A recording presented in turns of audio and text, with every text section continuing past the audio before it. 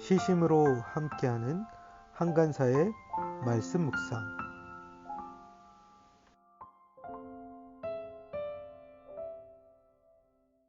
잠언 27장 1절에서 16절 말씀. 내일 일을 자랑하지 말아라. 하루 사이에 무슨 일이 생길지 알 수 없다. 네가 너를 칭찬하지 말고 남이 너를 칭찬하게 하여라.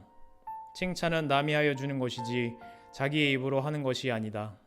돌도 무겁고 모래도 짐이 되지만 어리석은 사람이 성가시게 구는 것은 이 두 가지보다 더 무겁다. 분노는 잔인하고 진노는 범람하는 물과 같다고 하지만 사람의 질투를 누가 당하여 낼 수 있으랴. 드러내놓고 꾸짖는 것이 숨은 사랑보다 낫다. 친구의 책망은 아파도 진심에서 나오지만 원수의 입맞춤은 거짓에서 나온다. 배부른 사람은 꿀도 지겨워하지만 배고픈 사람은 쓴 것도 달게 먹는다. 고향을 잃고 떠도는 사람은 둥지를 잃고 떠도는 새와 같다. 향유와 향료가 마음을 즐겁게 하듯이 친구의 다정한 충고가 그와 같다. 너의 친구나 너의 아버지의 친구를 저버리지 말아라. 네가 어렵다고 친척의 집을 찾아다니지 말아라. 가까운 이웃이 먼 친척보다 낫다. 내 아이들아, 지혜를 깨우치고 나의 마음을 기쁘게 하여라. 그러면 나를 비방하는 사람에게 내가 대답할 수 있겠다. 슬기로운 사람은 재앙을 보면 숨어 피하지만 어수룩한 사람은 고집을 부리고 나가다가 화를 입는다. 남의 보증을 선 사람은 자기의 옷을 잡혀야 하고 모르는 사람의 보증을 선 사람은 자기의 몸을 잡혀야 한다. 이른 아침에 큰 소리로 이웃에게 축복의 인사를 하면 그것을 오히려 저주로 여길 것이다. 다투기를 좋아하는 여자는 비 오는 날 지붕에서 끊임없이 비가 새는 것과 같다. 그런 여자를 다스리려는 것은 바람을 다스리려는 것과 같고 손으로 기름을 가득 움켜 잡으려는 것과 같다. 2020년 7월 22일 수요일 말씀 묵상 시작하도록 하겠습니다. 오늘 본문은 잠언 27장 1절에서 16절까지 말씀입니다. 오늘 본문 속에서는 스스로 자랑하는 것에 대한 이야기, 그리고 우리 안에 있는 분노와 질투에 대한 이야기, 그리고 책망을 어떻게 받아들여야 될지, 또한 여러 상황 가운데 사람마다 다르게 반응하는 모습들, 그리고 우리가 돌아갈 고향이 집이 왜 소중한지에 대한 이야기와 우정관계가 얼마나 중요한지 알려주고 있고요. 그리고 여러 상황 가운데 지혜로운 사람들은 어떻게 행동하는지 알려주고 있습니다. 오늘 말씀 속에서 주님의 세미한 음성에 귀 기울이는 시간 되기를 원합니다. 1절 말씀입니다. 내일 일을 자랑하지 말아라. 하루 사이에 무슨 일이 생길지 알 수 없다 말씀하고 있죠. 내일 일을 자랑하지 말라는 것은 어떤 의미일까요? 내일 일을 자랑하지 말라. 이것은 그 미래에 대한 과도한 확신을 갖는 것에 대한 위험성에 대해서 이야기하죠. 내일 이런 일이 일어날 것이다 라고 자신을 과신하는 것에 대한 이야기입니다. 그런데 우리는 내일 무슨 일이 일어날지 알 수가 없는 자들이라는 것이죠. 그렇죠? 2절 말씀 이어서 보면 내가 너를 칭찬하지 말고 남이 너를 칭찬하게 하여라. 칭찬은 남이 하여 주는 것이지 자기의 입으로 하는 것이 아니다 라고 말씀합니다. 이것은 그 부적절한 자랑에 대한 이야기를 하고 있는데요. 자랑은 자신이 스스로에게 하는 것이 아니라 다른 사람이 자신에게 해주는 것이어야 한다는 것이죠.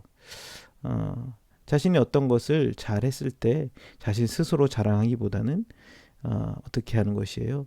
그 일을 행하게 하신 하나님을 높이는 것. 그 사람이 참 지혜로운 사람이 아닐까 생각해 봅니다. 그래서 칭찬은 남이 해줘야 하는 것이지 자기 입으로 하는 것이 아니다. 우리는 이 일을 하게 하신 하나님을 드러내는 것, 그것이 더 중요하지 않을까 생각해 봅니다. 그래서 여기서는 그 자랑에 대한 내일 일을 자랑한다, 확신하면서 자랑한다거나 그리고 스스로를 칭찬하는 그런 것들을 어리석음들에 대한 이야기를 하고 있습니다. 3절입니다. 돌도 무겁고 모래도 짐이 되지만 어리석은 사람이 성가시게 구는 것은 이 두 가지보다 더 무겁다라고 말합니다. 여기서 돌이나 모래 같은 것이 짐이 된다는 것은 무엇입니까? 그것이 자기에게 큰 무게로 다가온다는 거죠. 그런데 어리석은 사람이 성가시게 구는 것이 이 두 가지보다 더 무겁다라고 이야기합니다.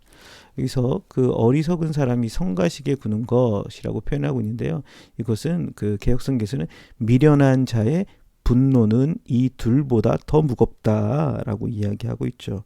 미련한 사람이 성내고 분노하는 것, 이것이 사람들에게 큰 무거움과 어려움으로 다가온다라는 것이겠죠. 4절에 보면 분노는 잔인하고 진노는 범람하는 물과 같다고 하지만 사람의 질투는 누가 당하여 낼 수 있으랴. 그렇죠. 여기서도 그 분노가 이어서 나오죠. 성가시게 구는 거, 이게 아까 어리석은 사람의 분노라고 했는데, 분노는 잔인하고 진노는 범람하는 물과처럼 어떤 것이라는 거예요. 그 범람하는 물들이 이렇게 보면 이렇게 사람을 해치고 무서운 것이죠. 그렇죠? 잔인하고 무서운 것 같지만 더 강한 것이 뭐라는 거예요? 사람의 질투는 누가 당해낼 수 있겠느냐. 그래서 이 질투가 그만큼 사람들에게 큰 어려움과 해악을 끼칠 수 있는 부분들이 있다라는 것이죠. 사람의 질투와 시기는 그만큼 강렬하다라는 것들을 말씀하고 있습니다. 그래서 분노와 질투가 얼마나 공동체를 또 무겁게 만들고 또 해칠 수 있는지에 대한 이야기들을 하는 것 같습니다. 5절 말씀입니다. 드러내놓고 꾸짖는 것이 숨은 사랑보다 낫다라고 얘기하죠. 이는 그 충고, 책망에 대해서 얘기하는데요. 드러내놓고 꾸짖는 것이 숨겨둔 사랑보다 낫다라는 말은 나타내는 것, 그 사람을 때로 어떤 잘못이 했을 때 바르게 고치는 것, 그것이 아무도 모르게 사랑한다는 것들을 표현하지 않는 것보다 오히려 더 그 사람에게는 나을 수 있다는 거예요. 그래서 어떤 것들을 표현하고 나타내는 것이 때로 중요하다라는 것입니다. 책망을 할 때 그것이 그 듣는 사람에게는 좋은 것이겠죠. 그런데 숨겨만 둔다면 그 사랑은 이해할 수 없고 느낄 수 없다라는 것이 되겠죠. 6절에서도 친구의 책망은 아파도 진심에서 나오지만 원수의 입맞춤은 거짓에서 나온다. 친구의 책망, 때론 그것이 우리에게 아픔을 줄 수 있지만 그것은 진심에서 나와서 그 듣는 사람에게 사람을 위한 것이라는 거예요. 그런데 원수의 입맞춤, 그렇죠? 입맞춤은 어떻게 달콤하고 친밀함의 표현이지만 그것은 원수에게서 나오는 것은 어떻다는 거예요? 거짓으로부터 나오는 것이다 라는 것이죠. 그래서 진심에서 우러나온 책망을 바르게 받아들이고 자신을 돌아보며 고쳐나갈 수 있는 사람, 이런 사람들이 참 지혜로운 사람이 아닐까 생각해 봅니다. 7절입니다. 배부른 사람은 꿀도 지겨워하지만 배고픈 사람은 쓴 것도 달게 먹는다 말씀합니다. 이것은 배부른 사람들의 상황은 어때요? 자기가 배가 부르니까 달콤한 꿀도 그 사람에게는 지겨운 거예요. 그런데 배고픈 사람에게는 쓴 것을 준다고 해도 어때요? 예, 그가 배고프기 때문에 달게 먹는다는 것입니다. 그래서 그 사람의 상황에 따라 어떤 사람들은 꿀도 지겨워하지만 어떤 사람은 쓴 것도 달게 먹는다. 참 지혜로운 사람들은 그 사람의 상황을 잘 살펴서 적절하게 대하는 것이 참 지혜로운 사람이 아닐까 생각해 봅니다. 8절 말씀입니다.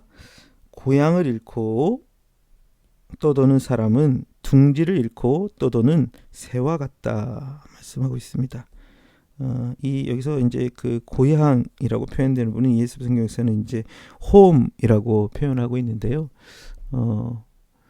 그 집을 떠나 떠도는 사람은 둥지를 떠나 떠도는 새와 비교하고 있습니다. 사람은 돌아갈 집이 있어야 다시 나갈 힘을 얻습니다. 돌아갈 곳이 없을 때 그 사람들은 방황하죠. 돌아갈 집이 있는 사람은 떠날 수 있는 힘을 얻을 수 있는 것이겠죠. 그래서 고향 혹은 집이 우리가 다시 힘을 얻고 다시 돌아갈 수 있는 곳이 되지 않나 생각해 봅니다. 9절 말씀입니다. 향유와 향료가 마음을 즐겁게 하듯 친구의 다정한 충고가 그와 같다 말씀합니다. 말씀해 보면 그 향유와 향료가 우리 마음을 즐겁게 하는 것처럼, 그렇죠? 여기서는 그 향기가 나는 그 향수와 같은 것들을 얘기하는 것 같습니다. 그런데 친구의 다정한 충고가 그와 같은 역할을 한다라는 것이죠. 우리의 마음을 즐겁게 하는 향유와 향료처럼 친구의 다정한 충고와 그의 이야기가 자신의 마음을 즐겁게 하고 힘을 북돋운다라고 생각해 볼 수 있겠습니다. 10절입니다. 너의 친구나 너의 아버지의 친구를 저버리지 말아라. 내가 어렵다고 친척의 집을 찾아 다니지 말아라. 가까운 이웃이 먼 친척보다 낫다 얘기합니다. 여기 보면 그 친구와 아버지의 친구까지도 이야기합니다. 그들을 저버리지 말, 그들과 관계를 잘 맺어가라라는 것입니다. 그리고 어려운 일이 있을 때 친척집을 찾아다니지 말래요. 왜냐하면 가까운 이웃이 먼 친척보다 낫기 때문이다라는 것이죠. 어떻게 보면 그 자기 집 가까이에서 함께 마음을 나누고 함께 했던 그 친구들이 멀리 살고 있는 그 친척보다도 자기를 더 잘 이해하고 어려운 일이 있을 때 도움을 줄 수 있는 관계가 된다는 거죠. 그래서 친구 관계, 우정 관계를 잘 맺고 세워가라 이야기합니다. 11절부터 16절까지는 몇 가지 또 여러 상황들에 대해서 참 지혜로운 삶이 어떤 것인지 우리에게 알려줍니다. 내 아들아 지혜를 깨우치고 나의 마음을 기쁘게 하여라. 그러면 나를 비방하는 사람에게 내가 대답할 수 있겠다. 아버지는 아들에게 지혜를 깨우치며 나의 마음을 기쁘게 해라. 그렇게 지혜를 깨우치는 사람들은 나를 비방하는 사람에게 내가 대답할 수 있겠다. 자신을 비방하는 사람들 향하여 지혜를 가진 사람들은 지혜롭게 대처할 수 있다라는 것이죠. 슬기로운 사람은 재앙을 보면 숨어 피하지만 어수룩한 사람은 고집을 부리고 나가다가 화를 입는다. 슬기로운 사람, 지혜로운 사람은 그 재앙이 올 때 그것을 피해갑니다. 그런데 어리석은 사람, 어수룩한 사람은 고집을 부리면서 나가다가 자신이 화를 입겠죠. 그렇죠? 그래서 슬기로운 사람과 어수룩한 사람의 차이를 보여줍니다. 남의 보증을 선 사람은 자기의 옷을 잡혀야 하고 모르는 사람의 보증을 선 사람은 자기의 몸을 잡혀야 한다. 이것도 앞부분에서 많이 나온 이야기죠. 그 보증을 서는 것에 대한 위험. 그래서 지혜로운 사람들은 보증을 서지 않고 또 남의 빚을 내는 일들을 삼간다라는 것입니다. 14절 말씀입니다. 이른 아침에 큰 소리로 이웃에게 축복의 인사를 하면 그것을 오히려 저주로 여길 것이다. 이것은 어떤 상황에 따라 그것이 축복이 아니라 저주가 되는 상황을 얘기하죠. 이른 아침에 큰 소리로 이웃에게 축복 인사를 하면 그것이 오히려 저주로 여긴다는 거예요. 그래서 상황에 맞게 그 사람에게 해주는 것, 그것이 참 지혜를 가진 사람의 특징입니다. 어떤 상황이 있는지 그 상황에 맞는 적절한 말을 하는 것, 그것이 지혜로운 행동이겠죠. 14절입니다. 다투기를 좋아하는 여자는 비 오는 날 지붕에서 끊임없이 비가 새는 것과 같다. 이것도 좀 앞부분에 많이 나왔던 얘기죠. 다투기를 좋아하는 여자, 그 사람들은 비 오는 날 끊임없이 비가 새는 것과 같다. 그렇죠? 그래서 우리의 마음을 힘들게 하고 어렵게 만드는 역할을 한다는 것이요. 이건 비단 여자만이 아닙니다. 다투기를 좋아하는 남자 역시도 마찬가지겠죠. 그래서 우리의 관계들 속에서 참으로 서로에게 힘들고 어려움을 주는 관계가 아니라 참 서로를 격려하고 위로할 수 있는 관계들을 맺어가는 것, 이게 중요하겠죠. 그런 여자를 다스리려는 것은 바람을 다스리는 것 같고 손으로 기름을 가득 움켜 잡으려는 것 같다. 앞에 나온 그 다투기를 좋아하는 여자를 다스리는 것, 이것은 그만큼 어렵다는 거예요. 바람을 다스리는 것, 손으로 기름을 가지고 움켜 잡으려는 것, 이런 것처럼 어렵다라는 것입니다. 그래서 어떻게 보면 누구와 결혼할지에 대해서 또 신중하게 생각할 것들에 대한 그것이 참 지혜로운 자의 모습이다라는 것 같습니다.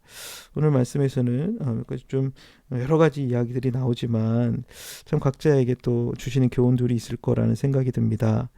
나는 나 스스로를 높이며 자랑하고 있지는 않은지, 그리고 내 안에 분노와 질투가 있다면 이것들이 얼마나 또 파괴적으로 사람들에게 영향을 끼치는지, 나는 친구들의 책망에 대해서 얼마큼 잘 받아들이고 있는지에 대해서, 그리고 여러 상황에 따라 적절한 상황들에 맞게끔 행동하고 있는지, 그리고 참 나는 내가 돌아갈 고향, 어떻게 보면 공동체에 있을 수도 있다고 생각되어집니다. 그곳에서 다시 힘을 얻고 세상 가운데 나아가 또 우리 삶을 살아가는 것, 이것이 집에 오고 나가고, 이것 둘 다 중요한 것 같습니다.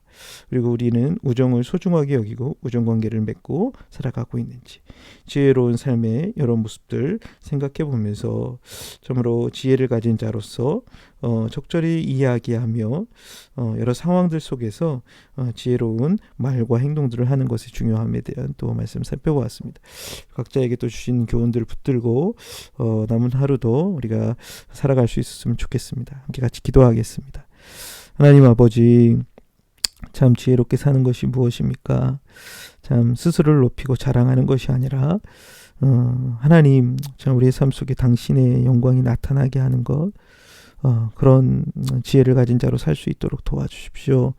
때로 우리의 감정, 여러 분노와 질투의 마음이 공동체를 무겁게 하고 나를 또 파괴할 때가 있는데, 하나 이런 감정적인 부분들을 잘 처리할 수 있는 지혜를 허락하여 주시옵소서. 때로 우리에게 들려지는 여러 책망들에 대하여 우리가 그것들을 잘 소화하고 이해하여서 우리 삶을 잘 세워갈 수 있는 자 되게 하여 주시고, 상황에 맞는 적절한 말과 행동들을 가지고 지혜롭게 행동할 수 있도록 도와주시옵소서. 하나님, 우리의 영혼이 쉼을 얻고 또 회복되어지는 공동체와 가정과 참 우리의 고향이 참 필요한데, 하나님 우리가 이것들을 적절하게 잘 세워가게 하시고, 또 그곳으로부터 힘을 얻어 또 세상 가운데서 참으로 믿음의 여정들을 잘 펼쳐갈 수 있도록 도와주시옵소서. 하나님, 우정관계의 소중함에 대해서 자문에서 계속 이야기하고 있는데, 우리에게 참 좋은 친구들을 많이 허락해 주시고 그 우정을 소중하게 갖고 갈 수 있는 인생이 될 수 있도록 하나님 붙들어 주시옵소서. 또한 참으로 여러 상황 가운데 우리에게 참 지혜가 필요합니다. 하나님을 경외함으로 또 주님의 뜻을 이루어갈 수 있는 위로부터 오는 하나님 참 그런 지혜를 허락해 주셔서 인생 속에 부딪히는 여러 어려움들 속에 지혜롭게 잘 해결하는 그런 삶 될 수 있도록 이끌어 주옵소서. 예수 그리스도의 이름으로 기도드렸습니다. 아멘.